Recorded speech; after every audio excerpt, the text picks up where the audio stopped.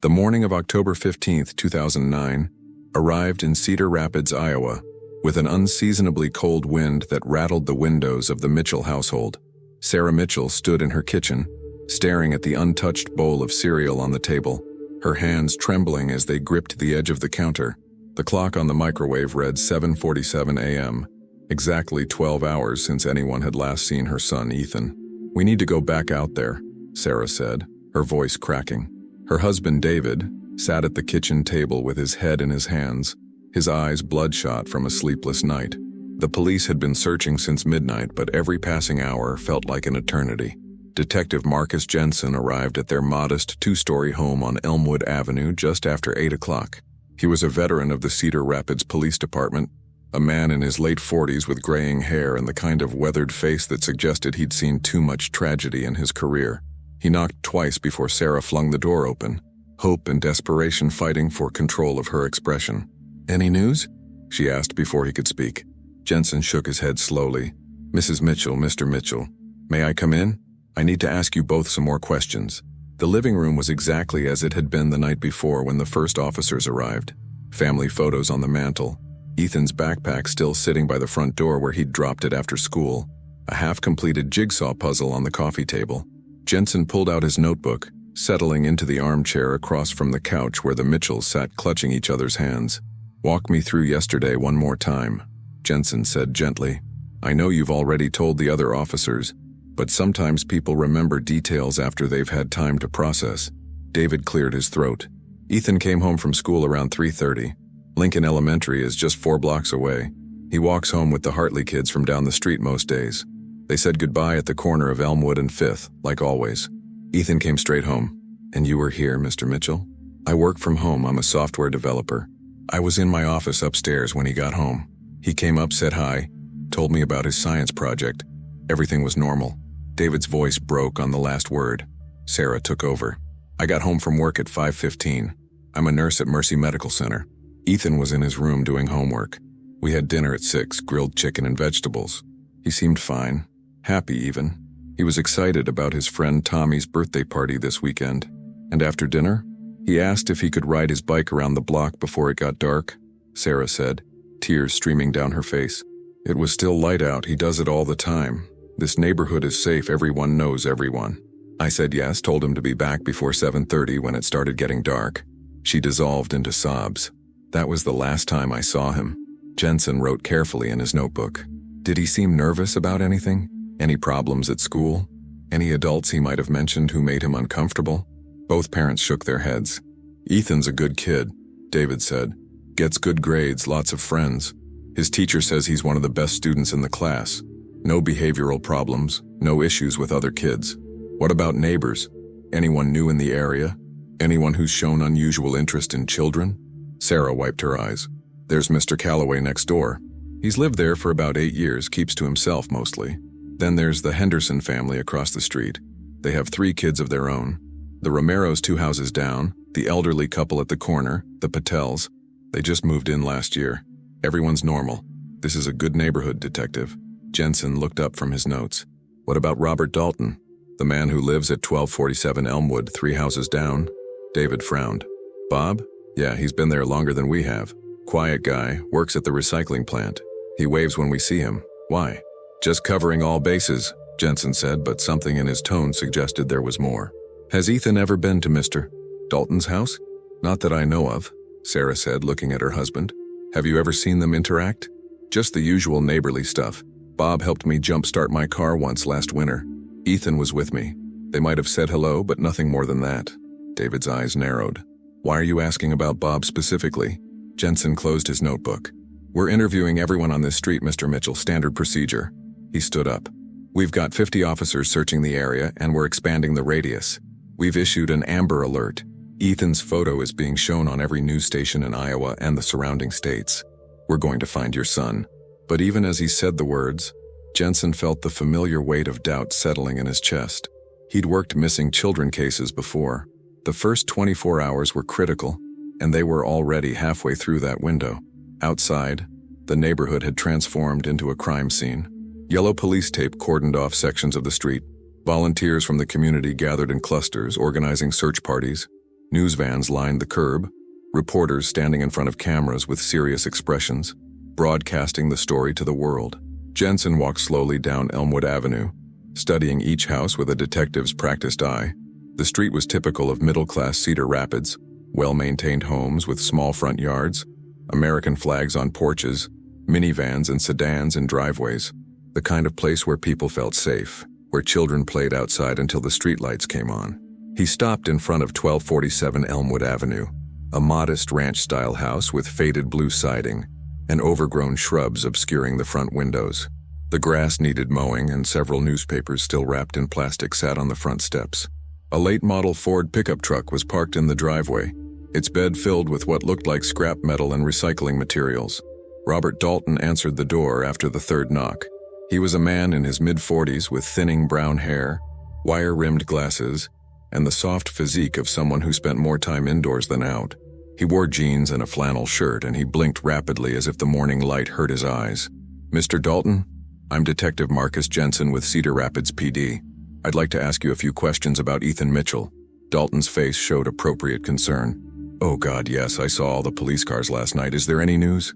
That poor family. May I come in?" Of course. Dalton stepped aside, gesturing into a dimly lit living room. The interior of the house matched the exterior, neglected but not filthy, cluttered with stacks of newspapers, cardboard boxes, and what appeared to be sorting bins for recyclables. The air smelled of stale coffee and something vaguely metallic that Jensen couldn't quite place. "I work at the county recycling center," Dalton explained, noticing Jensen's gaze. "Sometimes I bring work home, sort things for extra money. It's not much, but it helps pay the bills." Jensen pulled out his notebook. "When did you last see Ethan Mitchell?" Dalton thought for a moment, his eyes moving up and to the left. "Yesterday afternoon, maybe around 6:30. I was taking some bins out to my truck and I saw him riding his bike past my house. I waved. I think he waved back, but I'm not sure.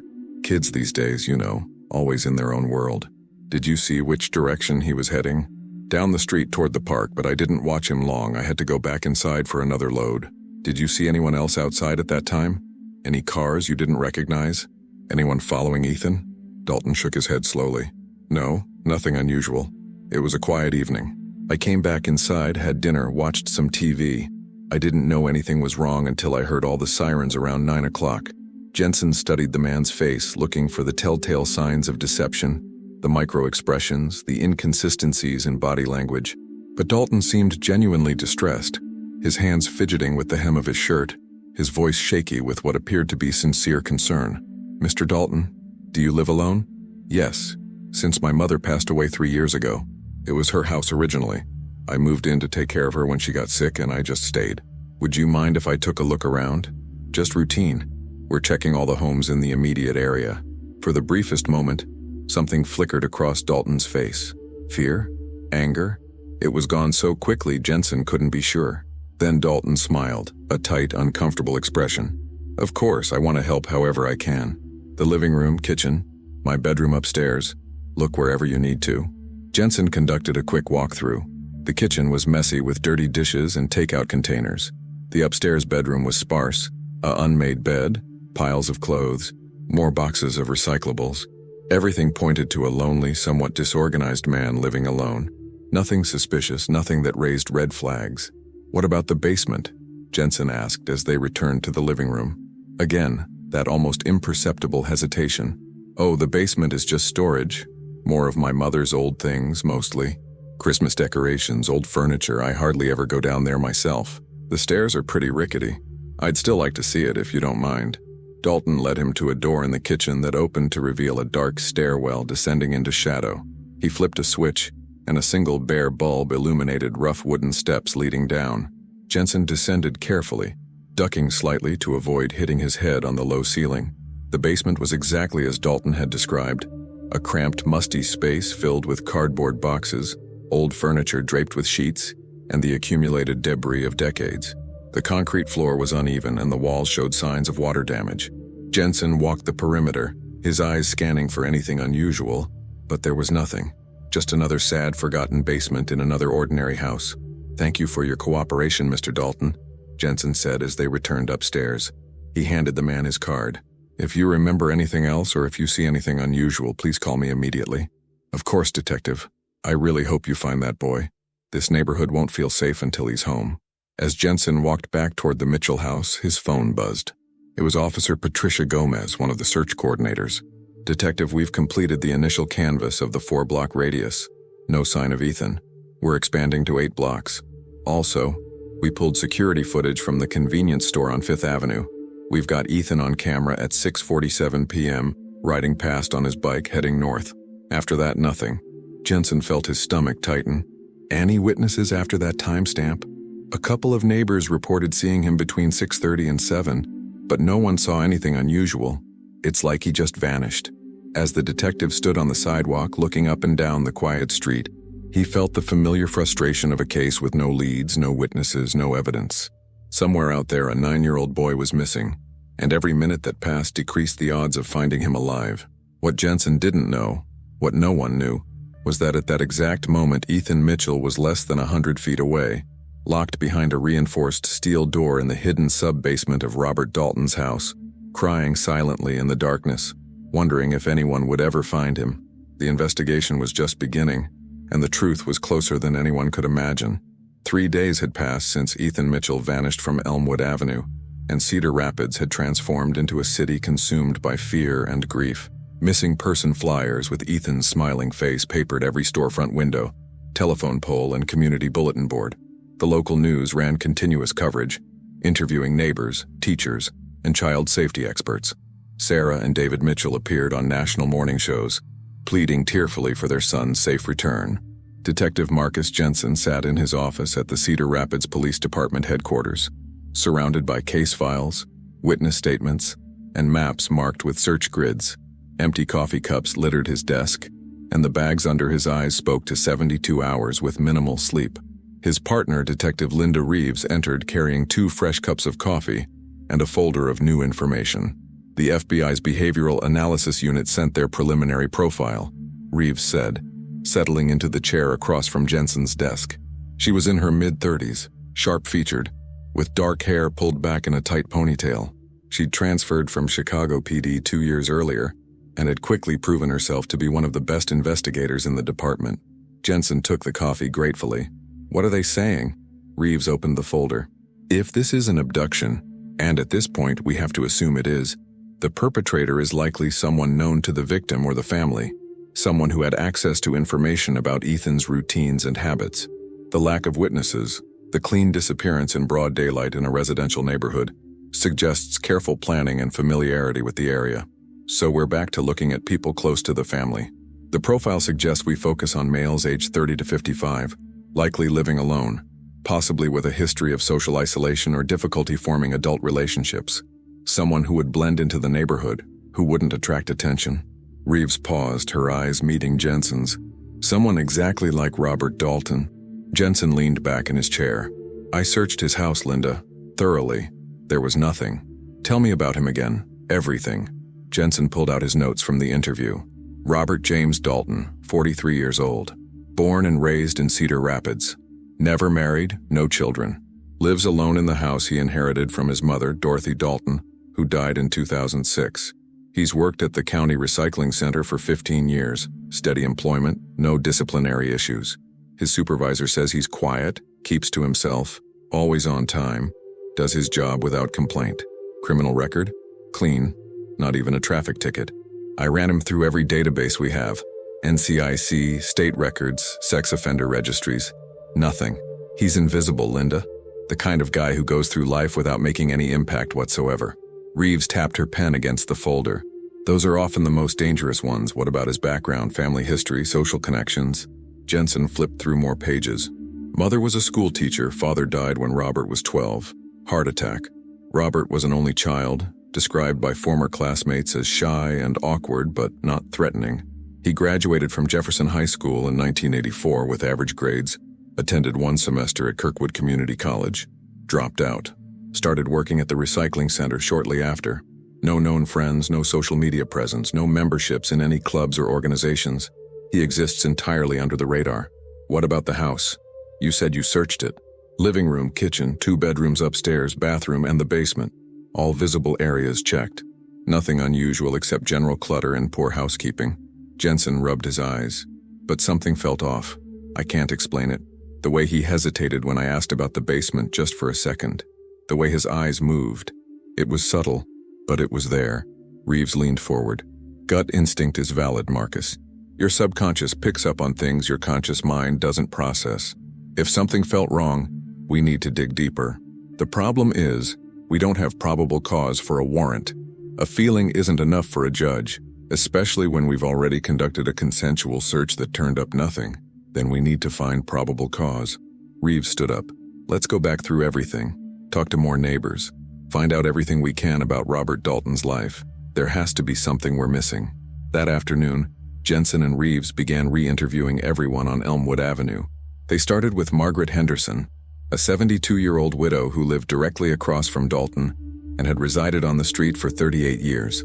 Margaret invited them into her immaculately kept living room, offering tea and cookies with the automatic hospitality of someone from a different generation. She settled into her armchair with a sad expression, a tabby cat curling up in her lap. I still can't believe it, she said, shaking her head. Ethan is such a sweet boy. He helped me carry my groceries just last week. Who would do something like this? Mrs. Henderson, Jensen said gently. We're trying to build a complete picture of everyone who lives on this street. You've been here longer than almost anyone. Tell us about Robert Dalton. Margaret's expression shifted slightly, something guarded entering her eyes. Bob? Well, he's quiet, very quiet. I've lived across from him for, let me think. It must be his whole life. Dorothy, his mother, and I were friendly. We'd have coffee together sometimes, belonged to the same church group. What can you tell us about his relationship with his mother? Dorothy was devoted to that boy, even when he was grown. She worried about him constantly, said he never seemed to connect with people the way other children did. When she got sick, cancer it was, Bob moved back in to take care of her. I'll give him credit for that. He was attentive, took her to all her appointments, made sure she was comfortable at the end. Reeves wrote notes. And after she died, he just stayed, kept to himself even more than before. Dorothy had been his connection to the world, I think. After she was gone, he retreated into that house. I'd see him leave for work in the morning, come home in the evening, and that was about it. Sometimes I wouldn't see him for days. Did you ever see him interact with children in the neighborhood? Jensen asked. Margaret paused, stroking her cat thoughtfully. Not really. He'd wave if kids rode past on their bikes, but he never struck up conversations or anything like that. Dorothy used to worry about that too. Said she wished Bob would find someone, settle down, have a family, but he never seemed interested. Mrs. Henderson, Reeves said carefully, in all the years you've known him, did Robert Dalton ever do or say anything that made you uncomfortable? The elderly woman was quiet for a long moment, her fingers absently working through the cat's fur. There was one thing, she finally said. About a year ago, maybe a little more. It was summer, very hot. The Taylor family, they moved away last spring, had their children playing in a sprinkler in the front yard. The kids were running around in their bathing suits, laughing and splashing. I was watering my flowers and I happened to glance over at Bob's house. He was standing at his front window, just watching those children, the look on his face. She trailed off, shaking her head. It wasn't right. It wasn't the way you'd watch children playing innocently. It was intense, focused. When he noticed me looking at him, he stepped back from the window immediately. Jensen felt his pulse quicken. Did you report this to anyone? Report what? A man looking out his own window? I mentioned it to my daughter. Told her it gave me an odd feeling, but what could I do? I had no proof of anything wrong. And Dorothy had been such a good friend. I didn't want to speak ill of her son based on a feeling. Margaret's eyes filled with tears. Now I wonder if I should have said something. If I'd spoken up, could this have been prevented? This isn't your fault, Mrs. Henderson, Reeves assured her. You couldn't have known. But as they left her house and walked back toward their car, both detectives felt the weight of a pattern emerging. Jensen pulled out his phone and called Officer Gomez. Patricia, I need you to do something for me. Pull up property records for 1247 Elmwood Avenue, the Dalton house. I want to know the complete history, original construction date, any permits for renovations or additions, any work done on the property in the last 20 years, and get me architectural plans if they exist. You think there's something in that house we missed? Gomez asked. I think there might be something in that house we didn't see. While they waited for the property records, Jensen and Reeves continued their neighborhood canvass. They spoke with Tom Bradley, the mailman who'd worked the route for 12 years. He confirmed that Dalton received minimal mail, mostly bills and advertising circulars, nothing personal. No packages except occasional deliveries from industrial supply companies. "What kind of industrial supplies?" Reeves asked. Bradley scratched his head. "I remember because they seemed odd for a residential address. Heavy-duty locks, reinforced door hardware, that kind of thing. I figured he was doing some home improvement work." The detectives exchanged glances. "When were these deliveries?" "Over the past 2 years, I'd say. Maybe 5 or 6 packages total. Always from the same supplier, Fortress Security Systems." Back at the department, Jensen immediately contacted Fortress Security Systems. After identifying himself and explaining he was working a missing child case, the company's sales manager pulled up Dalton's purchase history. "Let's see. Robert Dalton, Cedar Rapids address. Yes, he's ordered from us multiple times. Heavy-duty deadbolts, reinforced strike plates, a commercial-grade steel door, exterior grade, meant for high-security applications, sound-dampening insulation panels, and..." The manager paused. "He purchased a biometric lock system typically used for safe rooms or panic rooms." Jensen's hand tightened on the phone. "All of this for a residential property? It's unusual but not unheard of. Some people are very concerned about home security, but this level of hardware is typically what we sell to businesses or occasionally to high-net-worth individuals creating secure spaces in their homes." After hanging up, Jensen immediately called the judge who'd been assigned to their case, Judge Marion Westbrook. He laid out everything they'd discovered, the suspicious behavior witnessed by neighbors, the unusual security equipment purchases, the inconsistencies in Dalton's demeanor during the initial search. "Your Honor, I believe there are areas of that house I didn't see during the consensual search. The security equipment suggests the possibility of a concealed space. Combined with the behavioral profile and the proximity to the victim's home, I believe we have sufficient probable cause for a thorough search warrant." Judge Westbrook was silent for a moment. "The evidence is circumstantial, Detective, but given that we're dealing with a missing child and time is of the essence, I'm inclined to grant your request. I'll have the warrant ready within the hour. But Jensen, you'd better be right about this. If you're wrong, you'll have violated an innocent man's rights and potentially compromised any legitimate leads in this case." "I understand, Your Honor." 60 minutes later, Jensen, Reeves, and a tactical team of 8 officers assembled 3 blocks from Dalton's house. They were equipped with battering rams, pry bars, and handheld metal detectors. A K-9 unit stood ready with 2 cadaver dogs and 1 trained in locating living humans. "We go in hard and fast," Jensen instructed the team. "Secure Dalton immediately. The house has a basement, but we suspect there may be additional concealed spaces. We're looking for false walls, hidden doors, any indication of construction that doesn't match the property records. And we're looking for any sign of Ethan Mitchell." As the team moved into position, Jensen felt the familiar pre-raid adrenaline mixed with something else. Hope. For the first time since Ethan disappeared, they had a real lead. If he was wrong, they were back to square one. But if he was right, he didn't let himself finish that thought. Not yet. The convoy of police vehicles pulled up to 1247 Elmwood Avenue at exactly 4:47 p.m. Jensen strode to the front door and pounded hard. "Robert Dalton, Cedar Rapids Police. We have a warrant to search these premises. Open the door now." There was no response. Jensen nodded to the tactical officer with the battering ram. "Do it." The door splintered on the second hit, and the team poured inside. They found Dalton in the kitchen, frozen in place with a sandwich halfway to his mouth, his eyes wide with terror behind his wire-rimmed glasses. "Get on the ground. Now." 2 officers tackled him, forcing him face down on the linoleum floor and cuffing his hands behind his back. Dalton didn't resist, didn't speak, simply stared at the floor with an expression of absolute defeat. Jensen thrust the warrant in front of his face. "Where is he? Where is Ethan Mitchell?"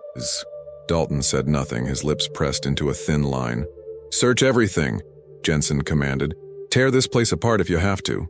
The team dispersed through the house, systematically searching every room, every closet, every possible hiding space. In the basement, an officer with a metal detector moved slowly across the floor, listening for anomalies. The K-9 handler released the search dog, watching as the animal sniffed along the walls with intense focus. Suddenly, the dog stopped at the northeast corner of the basement, where an old wooden shelving unit stood against the wall, loaded with paint cans and cardboard boxes. The dog sat down sharply and barked twice, the signal for human scent detection. "Jensen, "We've got something." The detective raced down the basement stairs. 3 officers were already pulling the shelving unit away from the wall. Behind it, barely visible in the dim light, was the edge of what appeared to be a door, a steel door painted the same gray as the concrete wall, with a biometric lock panel mounted at chest height. Jensen's heart hammered in his chest. He turned to the officers holding Dalton at the top of the stairs. "Bring him down here now." They dragged Dalton down the steps. Jensen grabbed him by the collar, forcing him to look at the hidden door. "Open it. Right now, or I swear to God." "You need my fingerprint," Dalton whispered, his voice hollow. "The lock requires my fingerprint." "Then open it." "I want a lawyer." Jensen felt rage surge through him, but Reeves put a hand on his arm. "Marcus, we don't need him." She turned to the tactical team. "Get the thermal imaging camera. If there's someone behind that door, we'll know." An officer ran upstairs and returned 2 minutes later with the thermal equipment. He pointed it at the steel door and activated the device. Everyone held their breath as the image resolved on the screen. And there, showing as a bright yellow-orange shape against the cool blue background, was the unmistakable heat signature of a small human body. "Someone's in there," the officer confirmed. "Alive." Jensen didn't hesitate. "Break it down. Whatever it takes, break it down now." The steel door resisted the first attempt to breach it. The battering ram clanged against the reinforced surface, sending vibrations through the basement but barely denting the metal. Jensen watched in mounting frustration as the tactical team repositioned for another strike. Precious seconds ticking away, while someone, possibly Ethan Mitchell, remained trapped behind that door. "We need cutting equipment," one of the officers said, examining the door's construction. "This thing is built like a bank vault. Standard breaching tools aren't going to work." "How long to get a plasma cutter down here?" Reeves demanded. 20 minutes, maybe 30. Jensen turned to Dalton, who stood between 2 officers with his head bowed, refusing to make eye contact. "You're going to open that door right now or I will charge you with every crime I can think of. Obstruction, child endangerment, kidnapping, and if that boy is hurt, you're looking at attempted murder." Dalton remained silent, his jaw clenched tight. "Robert," Jensen forced himself to speak calmly, though every instinct screamed to violence. "Whatever you've done, whatever's happened, it ends now. You can't make this better, but you can keep it from getting worse. Open that door. Let us help whoever's in there." For a long moment, nothing happened. Then Dalton's shoulders sagged, and a sound emerged from his throat, something between a sob and a laugh, bitter and broken. "You don't understand, you can't understand. Then help me understand. Open the door." Dalton looked up and Jensen was startled to see tears running down the man's face. "I never meant for any of this. I never wanted to be this person. But I couldn't stop. I tried. God, I tried so hard to stop." "Open the door, Robert." With shuffling steps, Dalton moved toward the steel door. An officer guided his cuffed hands to the biometric scanner. The device beeped once and there was the mechanical sound of heavy locks disengaging. 3 of them, Jensen counted, each sliding back with a solid thunk that spoke to the door's substantial security measures.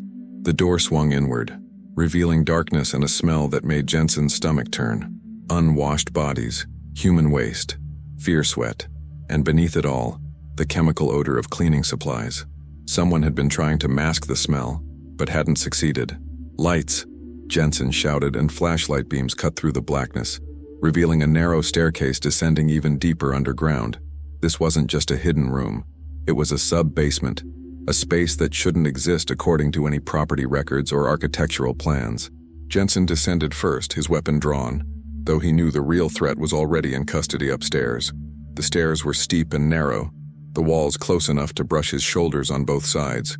At the bottom, another small room opened up, perhaps 12 feet by 15 feet, with a ceiling so low Jensen had to duck slightly to avoid hitting his head on the exposed pipes and ductwork. The flashlight beam swept across the space, and what Jensen saw would haunt him for the rest of his career. The room had been converted into a crude living space. A thin mattress lay on the concrete floor, covered with stained blankets. A bucket in the corner served as a toilet. A small folding table held plastic water bottles and what looked like packaged food: crackers, granola bars, canned soup. A battery-powered lantern sat dark and useless, its batteries apparently dead. And in the corner farthest from the stairs, pressed against the wall with his knees drawn up to his chest, was a small figure. "Ethan?" Jensen's voice cracked. "Ethan Mitchell?" The figure didn't move, didn't respond. Jensen holstered his weapon and moved forward slowly, the way you'd approach a frightened animal. As his eyes adjusted to the dim light, details emerged. The boy was wearing the same clothes described in the missing person report: a blue t-shirt with a cartoon character on the front, jeans, sneakers. His hair was matted, his face dirty, and his eyes were open but seemed to stare at nothing, fixed on some point beyond the physical world. "Ethan, my name is Detective Marcus Jensen. I'm a police officer. You're safe now. We're going to get you out of here." Jensen knelt down slowly, making himself as small and non-threatening as possible. "Your mom and dad are waiting for you. They've been looking for you. We're going to take you home." The boy's eyes shifted, finally focusing on Jensen's face. His lips moved, but no sound came out at first. Then, in a voice so small and broken, it barely qualified as a whisper, "Are you real?" The question hit Jensen like a physical blow. "Yes, Ethan, I'm real. This is real. You're being rescued right now." He said no one would come. He said everyone forgot about me. He said I'd be here forever. Jensen felt tears burning in his eyes but forced them back. This child needed strength now, not emotion. "He lied to you. Your family never stopped looking. The whole city has been searching for you. You're the most important person in Cedar Rapids right now." More officers were descending the stairs now, including 2 paramedics with a stretcher and medical equipment. But Jensen held up a hand, stopping them from rushing forward. Ethan was traumatized, possibly in shock. Moving too fast could make things worse. "Ethan, these people are here to help you. They're going to check to make sure you're not hurt, and then we're going to take you out of this place. Is that okay?" The boy nodded slightly, though his body remained rigid with tension. One of the paramedics, a woman named Jennifer Park, who had specialized training in pediatric trauma, moved forward with careful, measured steps. "Hi, Ethan. I'm Jennifer. I'm a paramedic. I'm going to check your heart rate and blood pressure, okay? I'm not going to hurt you. I just want to make sure you're healthy enough to go upstairs." As Jennifer began her examination, Jensen backed away to give them space. He climbed the stairs back to the main basement where Reeves was coordinating with the evidence collection team. Crime scene photographers were already documenting everything, their camera flashes creating strobe-like bursts of light. "It's him," Jensen confirmed. "It's Ethan Mitchell. He's alive." Reeves closed her eyes briefly, relief washing over her features. "Condition? Physically, he appears intact, no visible injuries, but psychologically." Jensen shook his head. "He's been in that hole for 3 days with no light, minimal food and water, no sanitation. God knows what Dalton said to him, what psychological torture he endured." "Where is Dalton now?" "Officers took him out the back, loaded him in a cruiser. I didn't want Ethan to see him again." "Smart call." Reeves looked around the basement, her expression hardening. "This took planning, Marcus. Significant planning. You don't build a hidden sub-basement overnight. This represents months, maybe years of preparation." Jensen had been thinking the same thing. "We need to know everything about this property. Every renovation, every permit, or lack thereof. Someone had to dig out that space, pour concrete, install that door and lock system. That's substantial construction work. Someone had to notice something. I'll get a team on it." Reeves paused. "There's something else we need to consider. If Dalton went to this much trouble, if he built this elaborate prison, was Ethan his first victim or just the first one we found?" The question hung in the air like a toxic cloud. Jensen's mind raced through the implications. How long had this sub-basement existed? Had there been others before Ethan? And if so, where were they now? Upstairs, the scene had transformed into controlled chaos. The news had broken, missing boy found alive, and every media outlet in Iowa was rushing to Elmwood Avenue. Police had established a perimeter 3 blocks out, keeping reporters and curious citizens at bay. An ambulance waited in the driveway, rear doors open, ready to transport Ethan to Mercy Medical Center for a complete evaluation. Sarah and David Mitchell arrived just as the paramedics were bringing Ethan up from the basement. Jensen had called them personally, saying only that they needed to come to 1247 Elmwood Avenue immediately, refusing to provide details over the phone. They'd broken every traffic law getting there, David's car screeching to a halt behind the police barricade. "Let them through," Jensen instructed the officers manning the perimeter. Sarah ran toward the house, David close behind, both of them wild-eyed with desperate hope and terrified fear. They saw the ambulance, the paramedics, and then, "Ethan!" Sarah's scream was primal, joy and anguish mixed into a sound Jensen would never forget. Ethan, wrapped in a blanket despite the mild October temperature, turned his head at his mother's voice. For a moment his face remained expressionless, as if he couldn't process what he was seeing. Then something broke through the shock, and he began to cry, deep, racking sobs that shook his entire body. "Mom! Dad!" The paramedics stepped aside as Sarah and David reached their son, all three of them collapsing together in an embrace on the front lawn of the house where Ethan had been imprisoned. Other officers looked away, giving the family privacy in their moment of reunion, but Jensen watched, needing to witness this, needing to remember that sometimes, against all odds, these stories had happy endings. But even as the Mitchell family clung to each other, Jensen's mind was already moving forward, cataloging everything that needed to happen next. Ethan would be taken to the hospital for a complete physical and psychological evaluation. Forensic teams would spend days processing the crime scene. Robert Dalton would be booked, arraigned, and charged with multiple felonies. The investigation was far from over. In many ways, it was just beginning. Jennifer Park approached Jensen quietly. He's stable enough for transport. Mild dehydration, some bruising on his wrists and ankles. Probably from restraints at some point, though he wasn't restrained when we found him. No signs of sexual assault, but the hospital will do a complete rape kit examination to be certain. The psychological trauma is going to be the biggest challenge. He's exhibiting symptoms of acute stress disorder, dissociation, emotional numbing, difficulty connecting to reality. Will he recover? With time, therapy, and family support, most children are remarkably resilient, but he'll carry this with him forever. The question is whether it defines him or becomes something he learns to live with. As the ambulance pulled away with Ethan and his parents inside, Jensen turned back to the house that had concealed such horror in plain sight for 3 days. Reeves emerged from the front door, holding an evidence bag containing what appeared to be a notebook. "Marcus, you need to see this. We found it in a drawer in Dalton's bedroom." Jensen took the bag, examining the composition notebook through the clear plastic. The cover was unmarked, but through the bag he could see handwriting on the first page. Reeves had already photographed the contents, and she pulled up the images on her phone, scrolling to the first entry. The handwriting was precise, almost mechanical in its uniformity. The entry was dated March 3, 2007. "Saw a boy today at the park, maybe 8 or 9 years old. Brown hair, playing alone on the swings. Watched him for 30 minutes before his mother called him home. The feeling was overwhelming. Stronger than it's ever been. I know this is wrong. I know what I'm thinking makes me a monster, but I can't stop thinking about it. About him. About all of them." Jensen's blood ran cold as he scrolled through more entries. The notebook contained 2 years of similar observations. Dates, descriptions of children, locations where Dalton had seen them. The mall, the park, the library, school playgrounds. Each entry was clinical, detailed, disturbing in its obsessive focus. But more disturbing were the later entries, dated from late 2008 onward. "Construction on the sub-basement is complete. It took 18 months of careful work. Always at night, always in small increments so the neighbors wouldn't notice. The sound dampening works perfectly. From the main basement you can't hear anything. The door is invisible unless you know it's there. The lock is biometric. Only my fingerprint will open it. This is wrong. This is evil. But I've stopped pretending I can fight it. The compulsion is too strong. It's only a matter of time now. A matter of waiting for the right opportunity." Jensen looked up at Reeves, his face grim. He's been planning this for years. This wasn't impulsive. He built that prison knowing exactly what he intended to use it for. "There's more," Reeves said, scrolling to entries from just days before Ethan's disappearance. He'd been watching the Mitchell family specifically.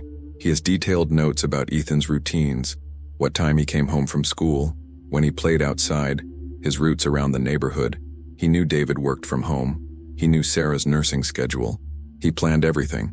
And the day of the abduction? Reeves found the final entry, dated October 14, 2009, the day before Ethan disappeared. Tomorrow. It has to be tomorrow. The boy, Ethan Mitchell from 3 houses down, will be riding his bike in the evening like he does every Tuesday and Thursday. The parents let him go alone. The neighborhood feels safe. No one is watching. No one is paying attention. I've thought about this 1,000 times. I know exactly how it will happen. I'll be working in my driveway, sorting recyclables like always. When he rides past, I'll call to him. I'll say I found his wallet or his phone or something that makes him stop. Once he's close enough, I'll say I need to show him something. Ask him to help me carry something to the backyard. People trust their neighbors. Children trust adults. He'll come with me. And then I'll have what I've been craving for so long. I'm not delusional. I know this makes me evil. I know I'm destroying a child's life for my own gratification. But I can't stop. The need has become too powerful. After tomorrow, nothing will ever be the same. Jensen handed the phone back to Reeves, feeling sick. He knew exactly what he was doing. Every step. He understood it was wrong, but he did it anyway. Premeditation, Reeves said. This diary alone will guarantee he never sees the outside of a prison cell again. As the sun set over Cedar Rapids, casting long shadows across Elmwood Avenue, the full scope of what had happened began to crystallize.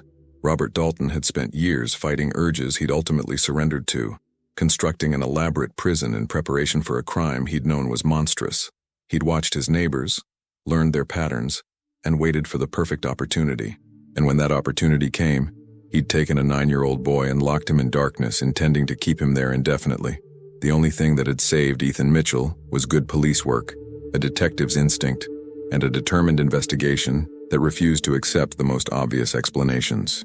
If Jensen hadn't pushed for that warrant, if he hadn't trusted his gut feeling that something was wrong about Robert Dalton, Ethan might have remained in that sub-basement for weeks, months, or forever. But questions remained. Jensen stood in the dying light looking at the unassuming house that had hidden such evil, and wondered, how had Dalton managed this construction without anyone noticing? Where did he get the expertise to build such an elaborate hidden space? And most troubling of all, was Ethan really his first victim, or had others disappeared into that darkness before him, never to emerge? The investigation was far from over. In many ways, it was just beginning. The interrogation room at Cedar Rapids Police Department headquarters was deliberately uncomfortable. Harsh fluorescent lighting, a metal table bolted to the floor, chairs designed to discourage relaxation. Robert Dalton sat on one side, his hands cuffed to a steel ring embedded in the table. His court-appointed attorney, a young public defender named Michael Chen, sat beside him with a yellow legal pad and an expression that suggested he'd drawn the short straw on case assignments. Detective Marcus Jensen entered with a thick file folder and a digital recorder. Detective Linda Reeves followed, closing the door firmly behind them. It was 9:30 p.m. on October 18, 2009, 4 hours after Ethan Mitchell had been found alive in Dalton's sub-basement. Jensen placed the recorder on the table and stated the necessary information for the record. Date, time, persons present, Miranda rights confirmation. Then he opened the folder and spread several photographs across the table.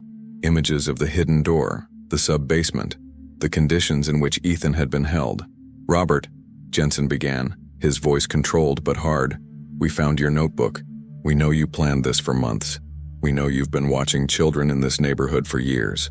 What I need to understand is why. Why Ethan Mitchell specifically? Dalton stared at the photographs, his face showing no emotion. Chen leaned over and whispered in his client's ear, but Dalton shook his head slightly. I'll talk, Dalton said quietly. What difference does it make now? My life is over regardless. Chen looked alarmed. Mr. Dalton, I strongly advise. I said I'll talk. Dalton's voice was firmer now.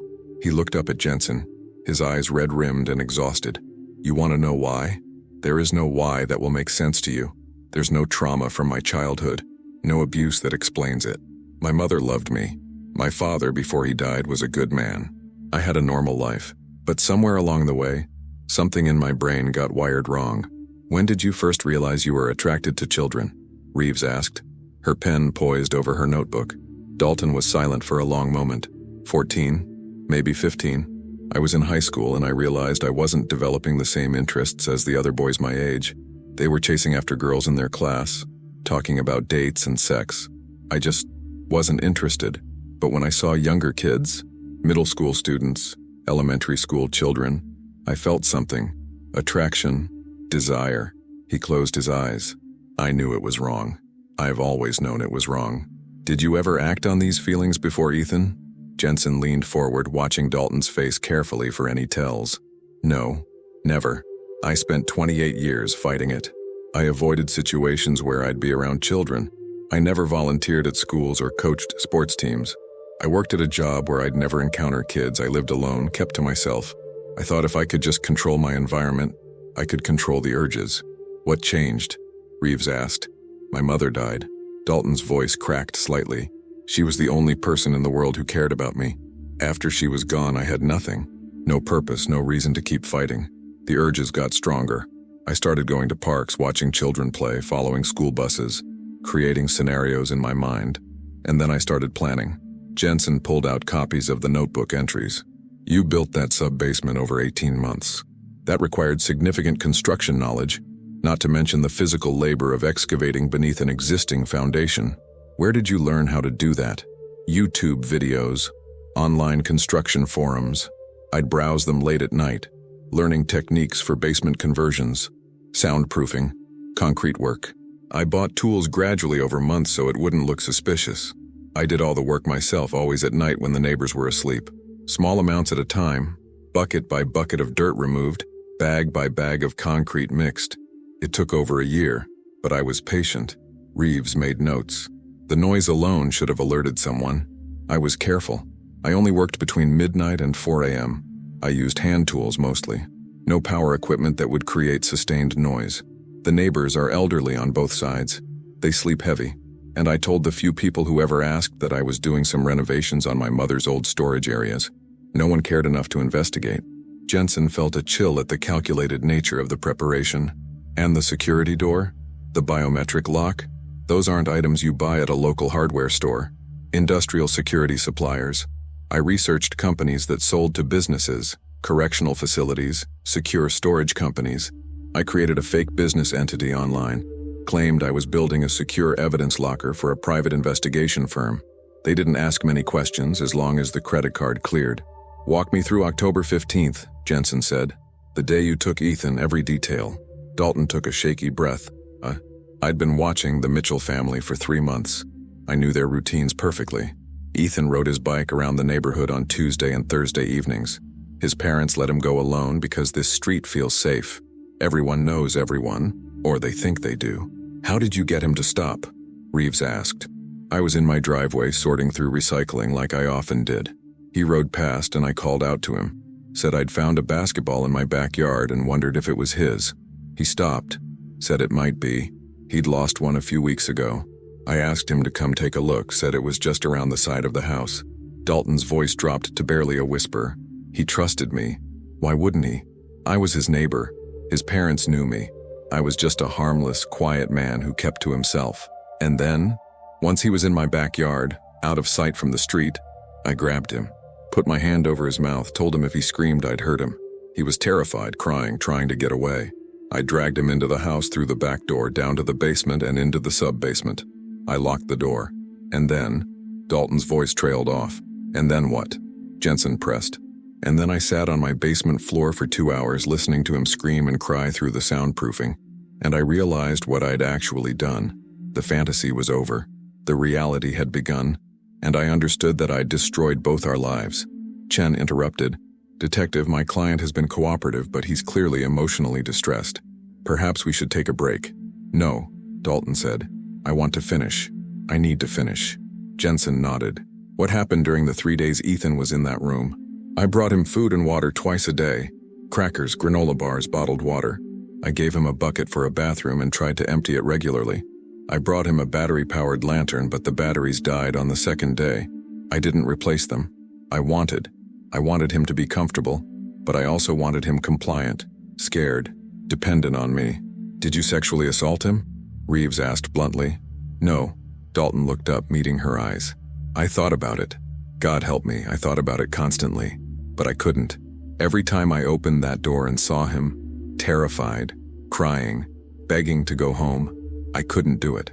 The fantasy fell apart when confronted with the reality of a traumatized child. I'd built this elaborate prison, planned for months, committed kidnapping, and then I couldn't follow through with what I'd actually wanted to do. So you just kept him there? For what purpose? Jensen's voice rose with anger. I didn't know what to do. Dalton's composure finally cracked. I knew if I let him go, I'd be arrested. I knew if I kept him, eventually someone would find him. There was no way out. I'd created a nightmare with no exit, so I just waited, brought him food and water, listened to him cry, told myself I was trying to figure out a solution, but really, I was just frozen, paralyzed by my own monstrous actions. Jensen pulled another document from his folder, a list of missing children cases from Iowa and surrounding states over the past 5 years. Was Ethan your first victim? Dalton looked at the list, his expression unreadable. Yes. I swear to you, yes. I've never touched a child before. I've never abducted anyone before. Ethan was the first time I acted on any of my urges beyond watching. Then explain why we found children's clothing in the sub-basement that doesn't belong to Ethan. 3 different sizes, multiple items.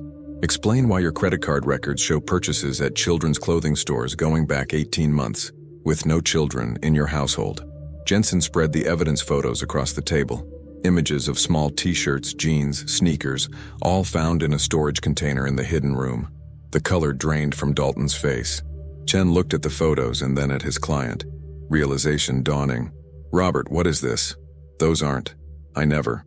Dalton stammered, his carefully controlled demeanor shattering. Those were just, they were for the fantasy. I'd buy children's clothes and keep them in the room imagining scenarios.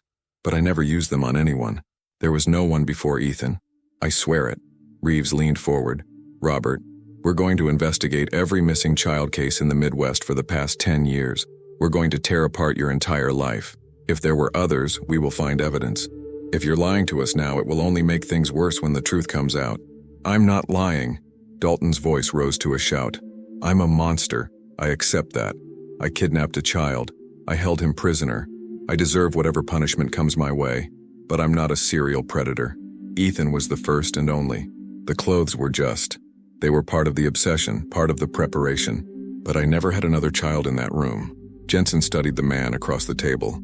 He'd interviewed hundreds of suspects in his career, and he'd developed an instinct for when someone was lying versus when they were telling a painful truth. Dalton's body language, his eye movements, the way his voice broke on certain words, it all suggested he was being honest, as disturbing as that honesty was. We'll verify your statement, Jensen said. We're obtaining DNA samples from everything in that sub-basement. If another child was ever in that space, we'll know. We're reviewing security footage from every store where you purchased children's items. We're interviewing every neighbor, every coworker, every person who's ever known you. If you're lying, we will prove it. I'm not lying, Dalton repeated, his voice hollow. I'm guilty of terrible things, but not that. The interrogation continued for another 2 hours.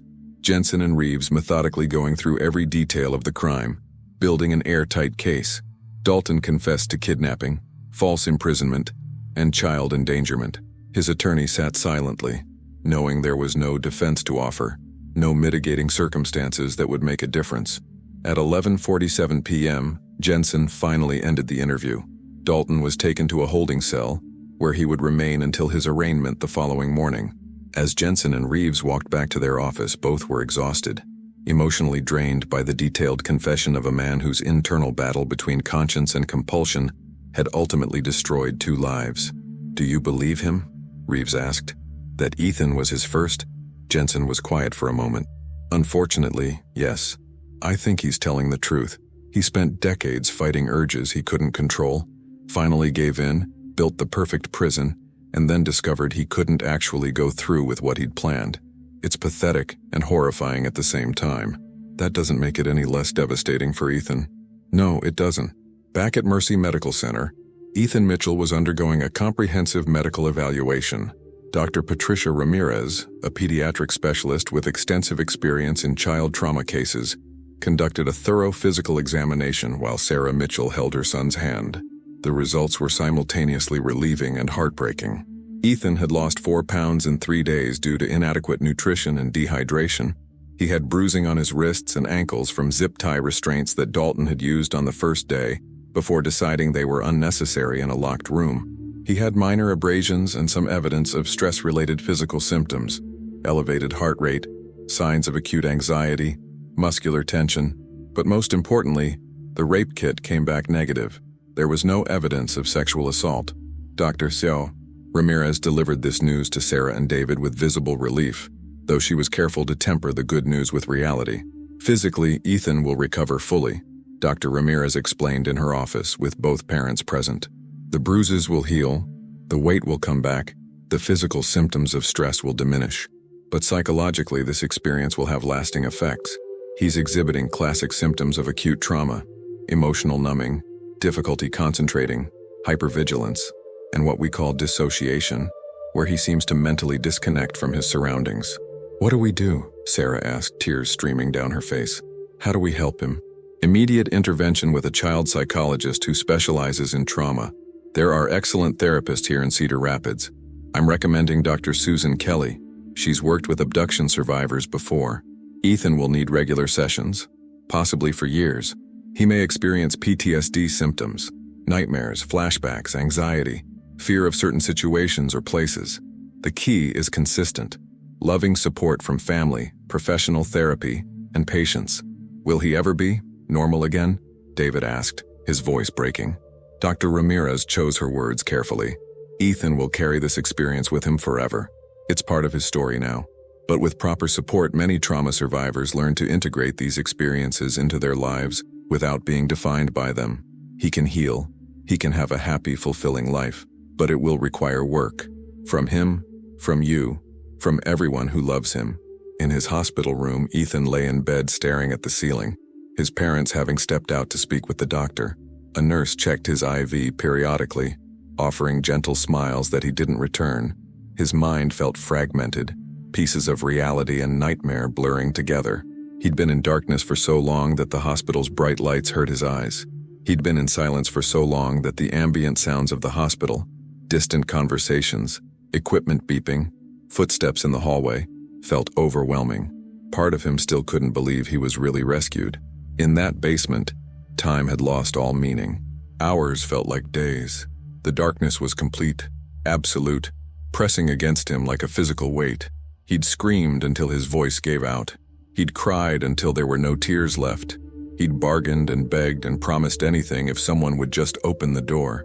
And then when hope was almost gone, Detective Jensen had appeared with a flashlight, a kind voice, and the simple statement, "You're safe now." But Ethan didn't feel safe. He felt hollowed out, emptied of something essential. The world he'd known, where neighbors were trustworthy, where adults protected children, where bad things only happened in stories, that world was gone. In its place was a new understanding. Danger could wear a familiar face, evil could live next door, and safety was an illusion that could be shattered in seconds. A gentle knock on the door pulled him from his thoughts. Dr. Kelly entered, a woman in her 50s with kind eyes and a warm smile. She pulled a chair close to his bed and sat down, not touching him, just being present. "Hi, Ethan. My name is Dr. Susan Kelly, but you can call me Susan if you'd like. I'm a therapist, which means I help people work through difficult experiences. Your parents asked me to come talk with you, but only if you're okay with that. You're in charge here. If you want me to leave, I'll leave. If you want me to sit quietly, I'll sit quietly. If you want to talk, I'll listen. What would help you most right now?" Ethan looked at her for a long moment, evaluating, deciding. Then in a small voice, "Can you tell me why he did it?" Susan took a breath. "I can't speak for Mr. Dalton specifically, but I can tell you that sometimes people's brains work differently. Sometimes people have thoughts and urges that they know are wrong, but they struggle to control them. That doesn't make what happened your fault in any way. Nothing you did caused this. You were targeted because you were available and vulnerable, not because of anything you did wrong. He seemed normal, he was just a neighbor. That's one of the hardest things to understand. The people who hurt others don't always look like monsters. They look like regular people. Neighbors, teachers, relatives. That can make the world feel scary and unpredictable." Ethan was quiet, processing. "Will I ever feel normal again?" "Define normal," Susan said gently. "You've been through something terrible. That changes you. But change doesn't have to be all bad. Many people who survive trauma become stronger, more compassionate, more resilient. You'll carry this experience, but you get to decide how it shapes you, and you won't be alone in figuring that out. I'll be there, your parents will be there, and a lot of people who care about you will be there." For the first time since his rescue, something like hope flickered in Ethan's eyes. It was fragile, tentative, but it was there. The road ahead would be long and difficult, but he'd taken the first step. The news of Ethan Mitchell's rescue spread through Cedar Rapids like wildfire, dominating every local news broadcast and making national headlines by the following morning. Camera crews camped outside Mercy Medical Center, hoping for a glimpse of the Mitchell family. Reporters interviewed anyone with even a tenuous connection to the case. Neighbors, teachers, former classmates of Robert Dalton, child safety experts offering commentary on what had gone wrong and how similar tragedies could be prevented. But while the media focused on the dramatic rescue, Detective Marcus Jensen and his team were conducting a parallel investigation that would prove even more disturbing than the original crime. The question haunting them wasn't just what Robert Dalton had done, but how he'd managed to do it without anyone noticing, and whether the systems meant to protect children had failed catastrophically. 5 days after Ethan's rescue, Jensen sat in a conference room at police headquarters with a task force assembled specifically to investigate the broader implications of the case. Present were representatives from Iowa Child Protective Services, the FBI's Crimes Against Children Unit, Cedar Rapids City Building inspectors, and forensic specialists who'd spent days processing the crime scene. "Let's start with the construction," Jensen said, addressing Martin Webb, the chief building inspector for Cedar Rapids. "How did Dalton excavate and build an entire sub-basement without permits, inspections, or anyone noticing?" Webb, a heavy-set man in his 60s with decades of experience, looked uncomfortable. "That's what we've been trying to figure out. According to property records, no permits were ever filed for modifications to 1247 Elmwood Avenue after 1987, when the previous owner added a deck. What Dalton did was completely off the books. No architectural plans, no structural engineering assessments, no inspections at any stage. But someone had to notice something," Reeves interjected.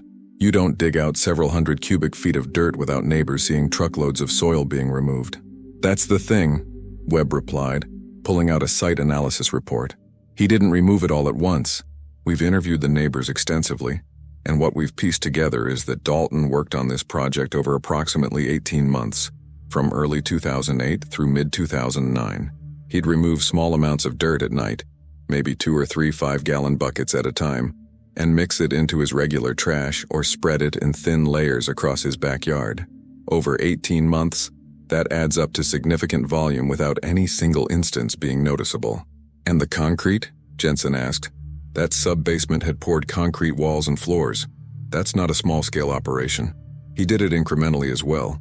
We found receipts showing he purchased bags of concrete mix from 6 different hardware stores across 3 counties over a 12-month period.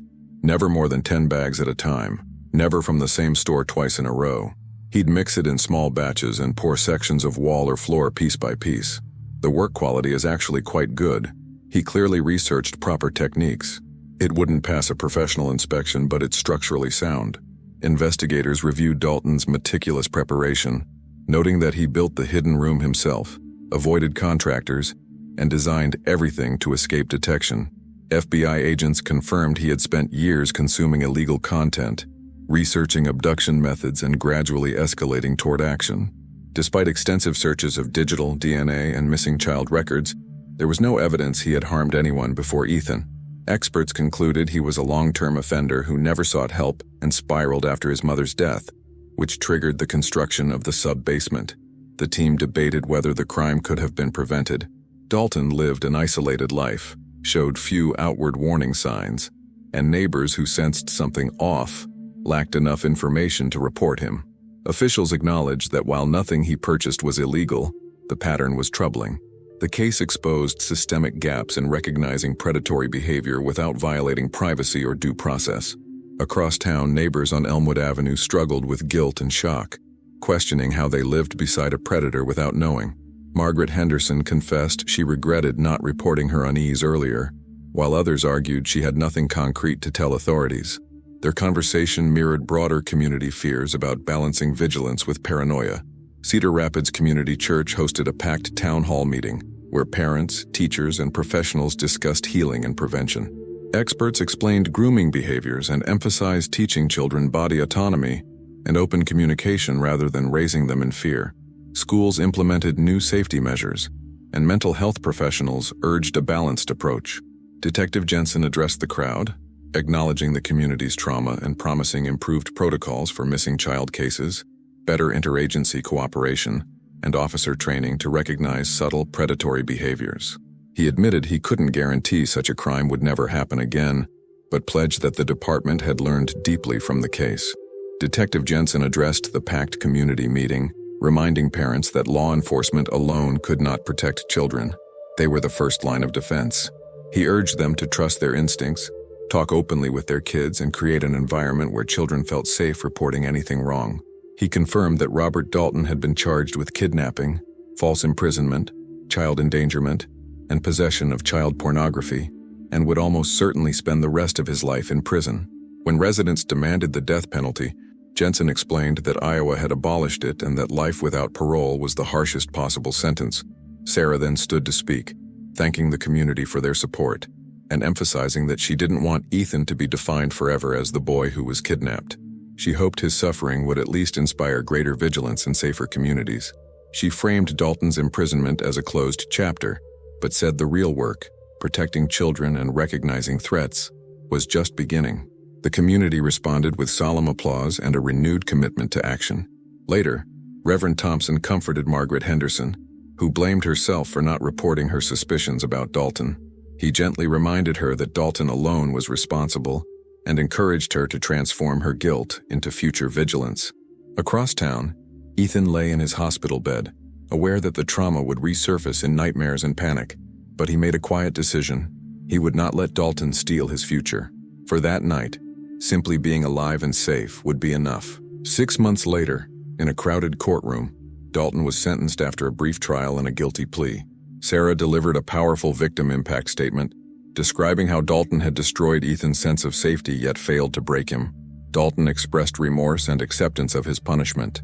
Judge Westbrook condemned his calculated cruelty and sentenced him to life without parole plus consecutive terms, stating he would likely die in prison and that this was appropriate. Outside, reporters swarmed, but Sarah used the moment to shift focus back to prevention, urging communities to watch out for children and trust their instincts. At home, the emotional cost finally caught up to David and Sarah as they broke down together, then returned to the new routine built around Ethan's healing.